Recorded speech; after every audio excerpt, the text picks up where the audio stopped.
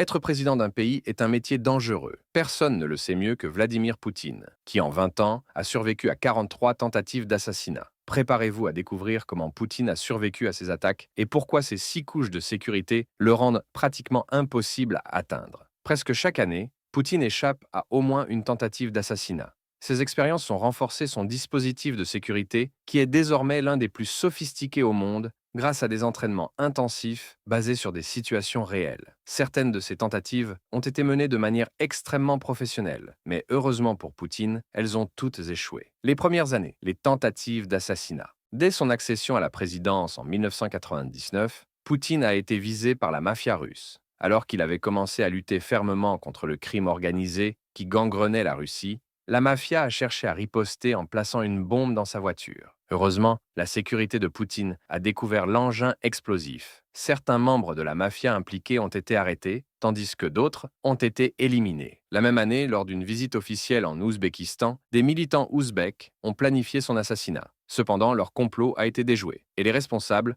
ont été arrêtés. En 2000, des séparatistes tchétchènes ont tenté de tuer Poutine pendant une visite. Une bombe télécommandée a explosé près de son convoi. Si plusieurs de ses gardes du corps ont été blessés, Poutine en est sorti indemne. Les tentatives en série, poison, snipers et explosifs. En 2002, Poutine a échappé à plusieurs tentatives. Lors d'un séjour en Crimée, un pot de confiture empoisonnée avait été préparé pour son petit déjeuner à l'hôtel. Heureusement, les goûteurs de Poutine ont détecté le poison avant qu'il ne consomme quoi que ce soit. Plus tard cette année-là, lors d'un défilé sur la place rouge de Moscou, des snipers s'étaient positionnés dans un bâtiment voisin pour l'abattre. Mais le Service fédéral de protection, FSO, a déjoué le complot et arrêté les tireurs. Toujours en 2002, lors d'un voyage en Azerbaïdjan, un homme lié aux séparatistes tchétchènes a planifié de placer des explosifs sous la voiture de Poutine. Ce plan a également été découvert par la police azerbaïdjanaise, qui a arrêté le suspect, condamné par la suite à 10 ans de prison. La même année, un autre individu a tenté de faire exploser un véhicule à proximité du convoi de Poutine, avec une charge de 40 kilos d'explosifs.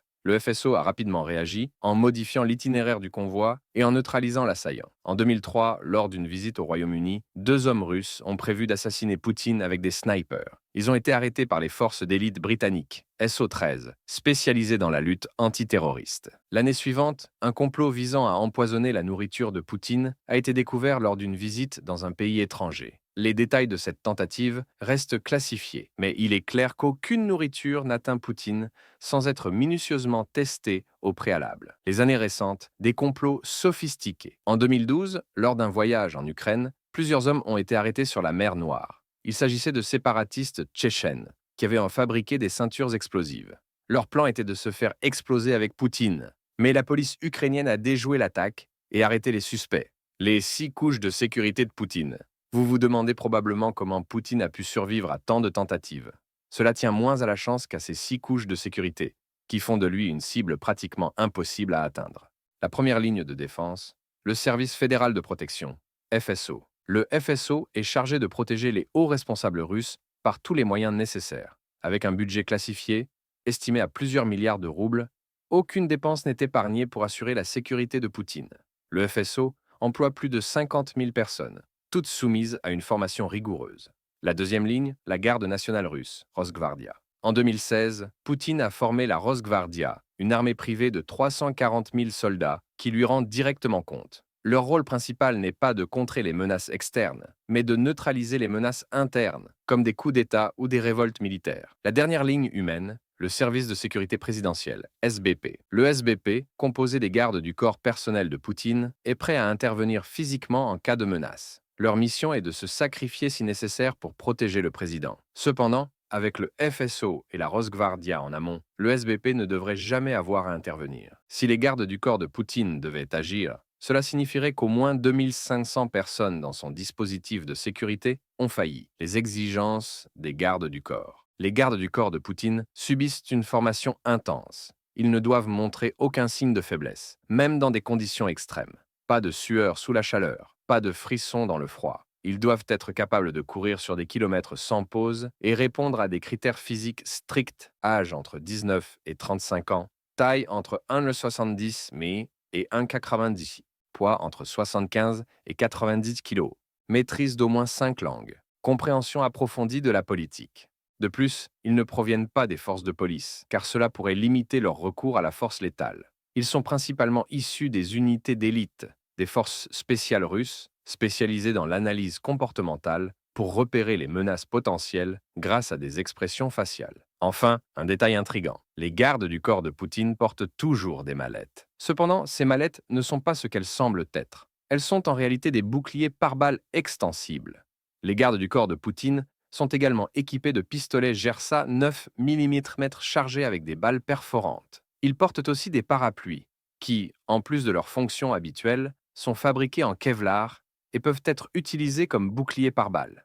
Certains gardes du corps de Poutine sont habillés en civil, pour se fondre dans la foule, leur permettant de s'approcher discrètement de toute personne suspecte. D'autres, quant à eux, sont postés à distance dans des bâtiments voisins, armés de fusils de précision. Certains de ces nids de snipers sont visibles pour dissuader toute tentative d'attaque, tandis que d'autres sont subtilement dissimulés. Chaque pièce que Poutine s'apprête à visiter est minutieusement inspectée à l'avance par son équipe de sécurité. Il vérifie l'absence d'explosifs, de caméras ou de dispositifs d'écoute.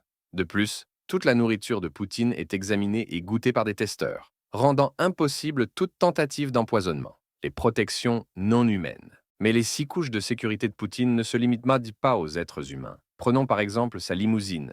Poutine possède un impressionnant cortège automobile qui l'accompagne partout, composé de dizaines de voitures et de motos.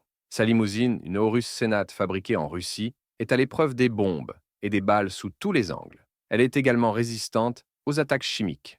De petites caméras sont installées tout autour de la voiture, permettant à l'équipe de sécurité à l'intérieur de surveiller chaque recoin. La limousine dispose aussi de sorties secrètes sur le toit et à l'arrière, ainsi que de compartiments cachés contenant des fusils AK-47. Le train fantôme. De nos jours, cependant, Poutine voyage principalement en train, utilisant ce que l'on appelle un train fantôme. Ce train ressemble à n'importe quel autre en Russie, à une différence près. Des brouilleurs de signal sont installés sur son toit. À l'intérieur, rien n'est ordinaire. Le train est aménagé luxueusement, avec des centres de santé et de remise en forme, plusieurs bureaux, une salle de divertissement et même un centre médical. Ce train est également à l'épreuve des balles et des bombes. Il ne s'arrête que dans des gares secrètes, disséminées à travers la Russie. Les déplacements aériens. En Russie, Poutine se déplace principalement en hélicoptère. Son modèle est un Mi-8 renforcé, identique à celui utilisé par l'armée russe. Cet hélicoptère est équipé de fenêtres pare-balles, de brouilleurs de signal et de systèmes de défense antimissiles. Il est escorté en permanence par des avions de chasse russes qui le suivent sous tous les angles. L'hélicoptère de Poutine dispose également de systèmes de communication avancés, ce qui signifie qu'il peut, s'il le souhaite, lancer une frappe nucléaire depuis les airs. Lorsqu'il doit se rendre à l'étranger, Poutine utilise son avion personnel, un Il-96 300P lourdement modifié. Cet avion est équipé de brouilleurs de signal et de systèmes de défense antimissiles, fonctionnant comme un véritable centre de commandement mobile. Un avion de luxe et de sécurité. L'intérieur de l'avion est d'un luxe absolu. Décoration en or, salle de sport, chambre, salle de bain et bien plus encore. L'avion dispose également d'un système d'évacuation secret en cas d'urgence en plein vol. Cet appareil, qui a coûté plus de 550 millions de dollars, permet à Poutine de commander ses forces militaires et même de lancer des frappes nucléaires depuis les airs. Une sécurité justifiée, toutes ces couches de sécurité font de Vladimir Poutine une cible presque impossible à atteindre. Cela peut sembler excessif, mais après avoir survécu à plus de 43 tentatives d'assassinat, ces mesures sont peut-être justifiées. Avec l'invasion en cours de l'Ukraine, Poutine est plus que jamais dans la ligne de mire. Et maintenant, c'est à vous de donner votre avis. Que pensez-vous de Vladimir Poutine? Partagez vos réflexions dans les commentaires ci-dessous. Si vous avez aimé cette vidéo, laissez un j'aime et abonnez-vous pour ne manquer aucune de nos prochaines vidéos.